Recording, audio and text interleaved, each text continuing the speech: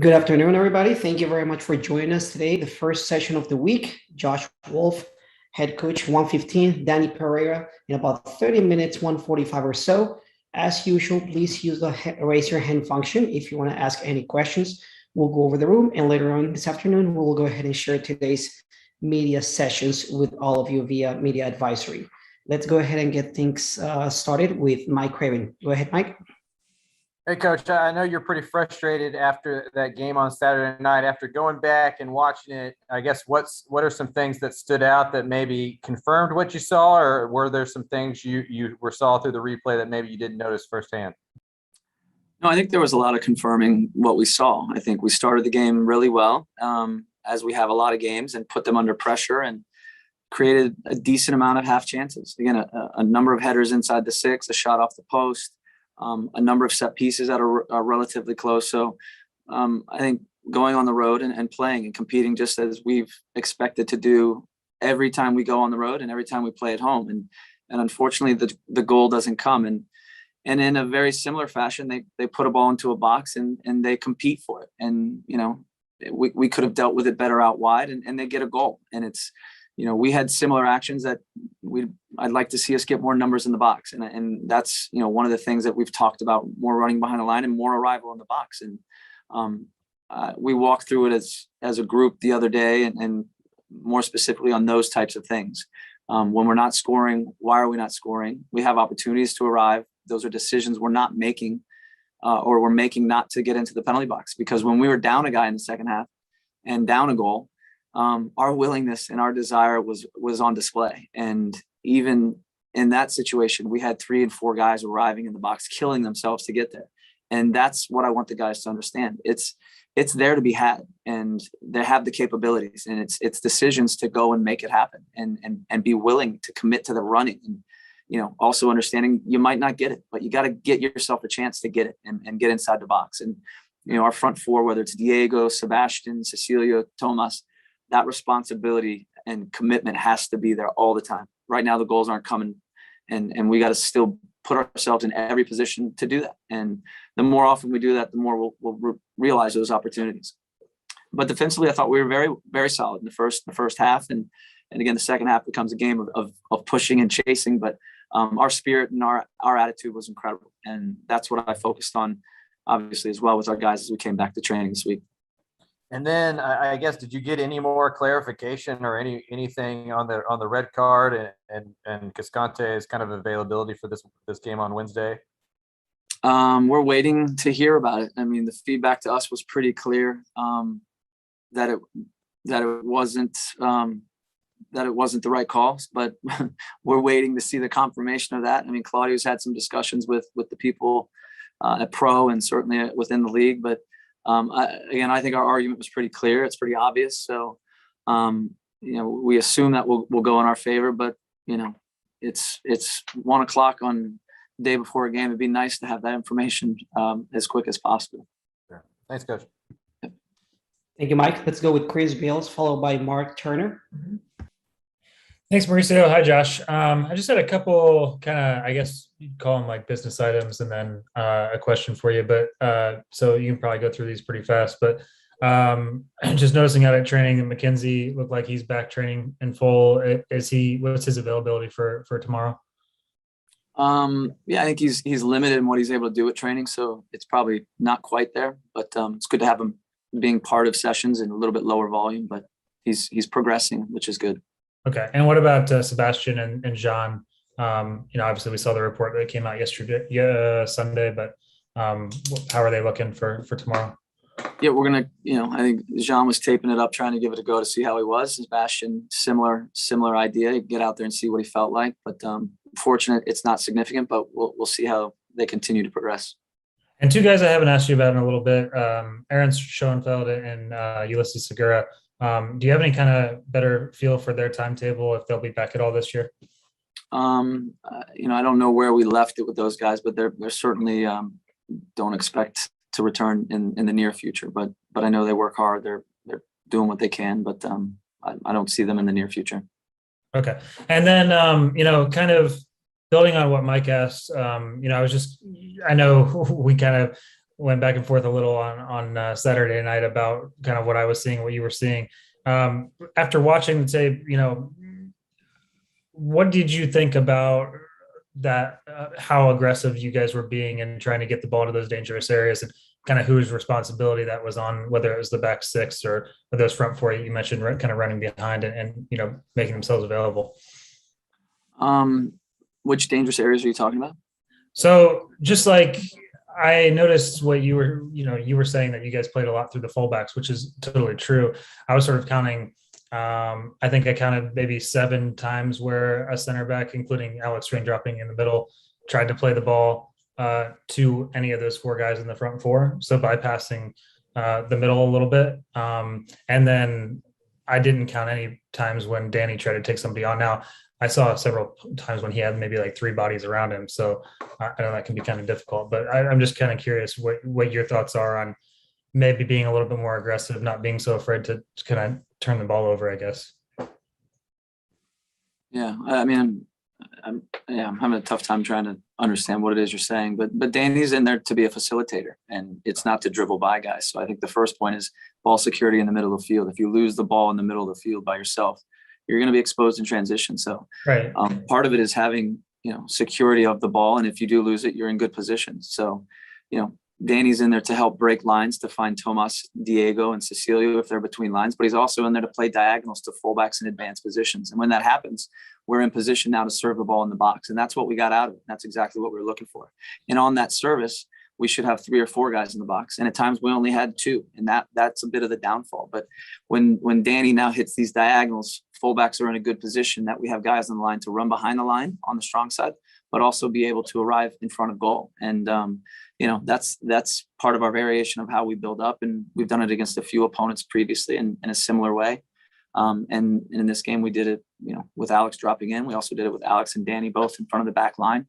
But it's also to make sure we have some level of control of, the opponent. They're good in transition. They had good speed. So to bomb both fullbacks high and leave, our back line exposed wouldn't have made a bunch of sense. And understood. I guess what I've noticed is some of your best attacking moments have come through either, whether it's Julio or Matt. And I think Matt Beasler played a ball to Cecilio that then led to that Fagundes chance.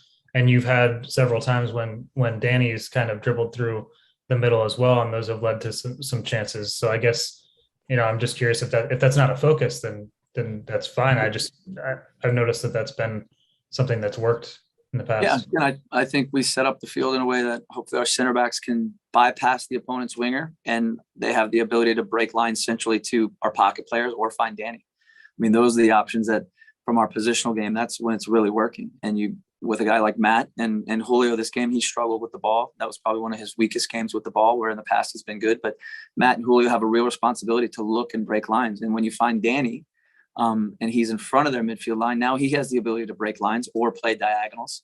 But this is all part of it. The other part of it is we get into areas of the field, we got to go score goal. We got to be willing to run and get in front of goal to score goals. And the tactical side of it is just that we need to have a mentality and a desire and a commitment to the running and arriving and their own self-belief and finishing off opportunities. Diego, Tomas, Cecilio, good positions to head balls, and we're just not able to get on it. We also have opportunities where these guys, the ball's coming from Z, and you have a pretty good understanding he's going to whip a ball, and that's going to be pretty good. And to only have 2 guys arriving and Tomas and Diego still outside the box when there's plenty of time to get there, those are the things that I want to see our guys really commit to, because all the other stuff that we do is pretty good, but that doesn't, if it's not reflected with getting a chance or getting on the end of it, then it's not really doing us any good. We got to be willing to be brave enough, hungry enough to arrive. And every player has a role in that. Julio and Matt in the buildup, obviously Danny and Alex,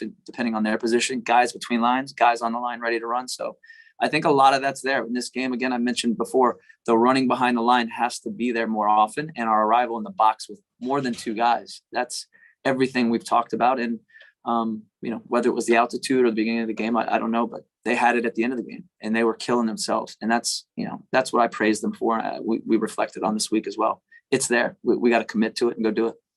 All right. Thanks, Josh. Thank you, Chris. Mark Turner, followed by Jorge Iturralde. Hi, Coach. I only have one question, but it's in 16 parts. No, I'm just kidding.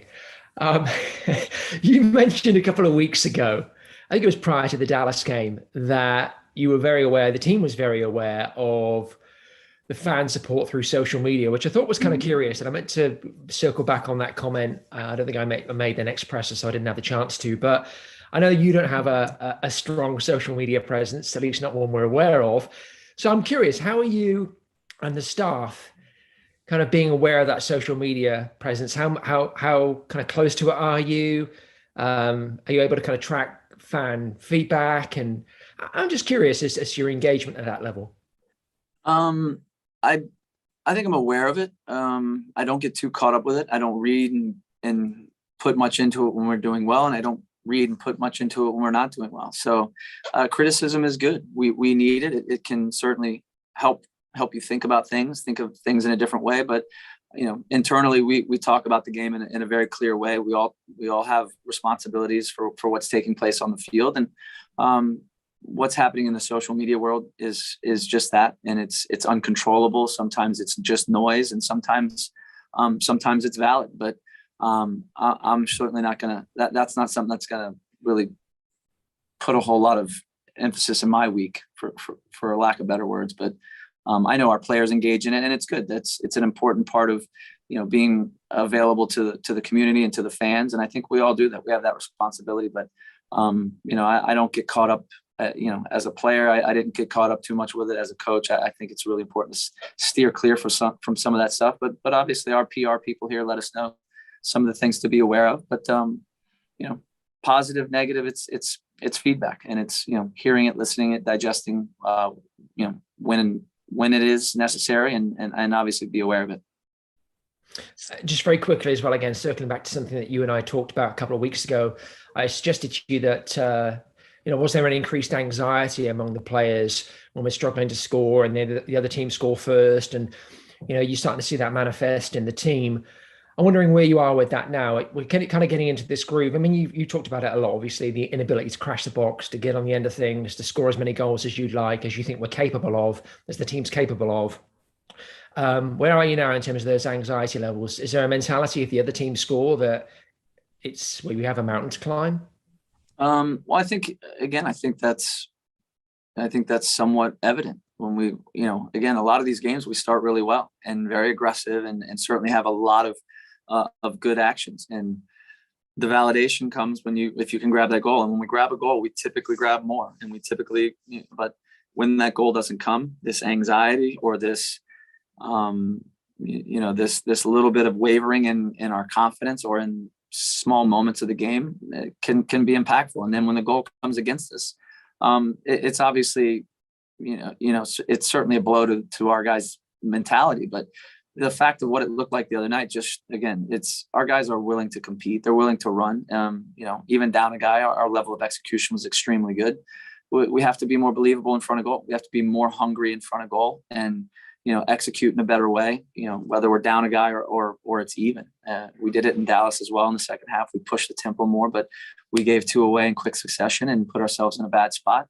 And then, in the second half, again, we're arriving in decent spots and we don't finish some of those opportunities. And it certainly manifests itself into what you call anxiety, or, a little bit of this lack of real belief. And, we've got to capitalize. And when those goals go in, and when an individual has a moment of quality or calm and efficiency, that'll give him confidence, but it'll also give the entire group confidence. And that's what we've seen. And, we got to keep focusing on those things and keep trying to get better. And there's a lot of good in our games, and our guys feel that and sense that. And that's the feedback that we get from one another and from outside. But at the end of the day, winning games comes down to scoring goals. And, we got to, take that and really own that. And it's been a struggle. I think our guys, you can see, are frustrated and disappointed, but it's not going to deter them from the work and going after it, because they continue to do that every game. Cheers, Coach. Thank you, Mark. Let's go with Jorge Iturralde, followed by John Lupo, and we'll close it off with Mike Craven. Hi, Josh. After you watch the game many times, probably, what do you think about, in general, the referee's performance? You mentioned Cascantes, but what do you think about in general on the game? Yeah, I think it's easy to look back and watch the game from all angles. They have a difficult job to manage the game in the moment, and it's not just one ref. It's a crew. It's a team. So, I think that's what you want to see more, is them working together as a team to get things right. There's the 4 people on the field, and then there's the guy in the box with VAR. So I think collectively as a team, it was tough. It's a difficult night, and we're still waiting to see what's been determined with a couple of the calls, but the red card was certainly questionable. The non-red we thought was questionable, but it's not easy. These refs have a tough deal, but if you have the ability to look at the plays, and maybe that the center ref can have that ability, because they did discuss it for a long time, 1 or 2 plays, but we got to live with their decisions, and what comes of it now is it's water under the bridge, because it doesn't really change what just happened in the game. We got to move on, and again, I loved our players' reaction to what happened with Julio, which we didn't believe was a red card, and again, in our eyes was offsides, but the reaction from the players was exceptional. The response in the second half was exceptional. When Sebastian gets fouled the way he does, that's a group that's together and and standing up for his player, for their teammate. And again, I think our execution and our desire in the second half was really clear, and those things we're proud of. Obviously it doesn't change. We lost a player, and until that's decided, that's where we're at. So at the moment he's still suspended, and we'll just have to see what the final say is. I think they decide that this afternoon. And talking about that, you guys are trying to get that away, but do you request anything for Sebastian's, like, they didn't get red card? The team, the people that is working with Cascante, do they request something like to get punished for the Sebastian aggression? Yeah, I think those things are usually delivered right after the game. I'm pretty sure Claudio had some dialogue with Pro, and every game there's a report that's written, and then there's our ability to submit some of our complaints or things that we need to look at. So I think that's all in deliberation, and I think it's supposed to be decided today at 4, which makes it, the day before a game, it makes it challenging. It'd be nice to know those things beforehand, but it's water under the bridge. We had the game. We had a call that we felt wasn't correct. We didn't win the game, and these are the facts. So we got to move on to tomorrow, which is a game against Vancouver, and again, I think our guys are in physically, mentally a good state. They're hungry to get back out on the field. They would have got right back out on the field as soon as we ended the game in Salt Lake. Their mentality and commitment, frustration, everything was at a high, and now we can turn that into something tomorrow, and that's what we need to do. Thank you. John, go ahead. Thank you, Mauricio. Josh, Vancouver, they've drawn 5 consecutive games. What do you see from them, and what are the keys to the match? Yeah, it's an impressive. They are playing every game away from home. I think their first real home game is this weekend, Saturday. But they've done a good job. Obviously, they're in a very challenging situation, a very unique situation. We started 8 on the road, but all their games pretty much have been on the road to some degree. They're an organized bunch defensively. I think they play a 4-5-1 for the most part. 3 very aggressive, connected, committed midfielders, and they have some wingers and some speed up top with White and Jome, and I think we have to be aware of them in transition, and obviously they have a good physicality on set pieces. They've been very good. I think they have, if you include penalties, they have 7 or 8 that they've been able to score. So that'll be an emphasis for us. But they're difficult to break down, and there are moments where they're difficult to break down. And if you can pull apart the midfield, you can get access to some areas, but it won't be easy. They'll sit in a good firm block, and for us, it's again how we can navigate and certainly encourage some of those players to come out, and then what spaces are we able to get access to and exploit. And that'll be for us to what we've talked about a little bit today, and we'll strategize over in the coming hours. Mike Craven. Hey, Coach, it feels like we're talking a lot about confidence and stuff, and you were a goal scorer. So I'm curious, as a coaching staff, as somebody who can kind of understand what this is like, are there ways to build confidence, or is that just up to the individuals? Do you challenge them? Do you yell at them? Do you hug them? I mean, I guess what are some of the strategies when you're a player and or when you're a coach to kind of get out of a funk? I think it's all of those. I think preparation gives you a little bit of confidence, but obviously we prepare, pretty consistently, pretty thoroughly. The hand on the shoulder, the brutal truth, softening it, all those things go into I think, putting a player in a good space where they feel good about what they're taking on. And when the goals aren't coming in, as a player, I went right back to the field to get to work. Go back to your fundamentals. Go back to the foundation of what you are, the work, how you arrive, when you arrive. What is your thought process in front of goal? And you're here because you're a professional player and you have good instincts. So also understand that those are good qualities as well.